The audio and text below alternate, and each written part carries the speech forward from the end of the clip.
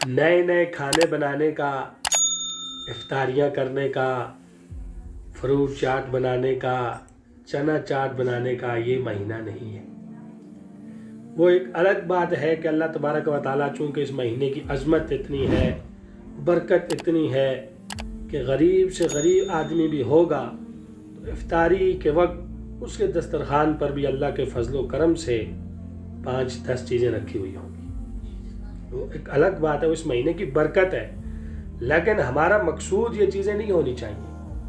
हमारा मतलब ये चीज़ें नहीं होनी चाहिए। हमारा मकसूद रमज़ानुल मुबारक से ये होना चाहिए कि ये रमज़ानुल मुबारक का महीना अभी मेरी ज़िंदगी में आ गया है, पता नहीं आइंदा मुझे ये नसीब होगा या नहीं होगा, लिहाजा इस रमज़ानुल मुबारक के महीने के अंदर मैं अल्लाह से अपने गुनाहों की माफ़ी करवा लूँ और मैं अल्लाह से अपनी मग़फ़िरत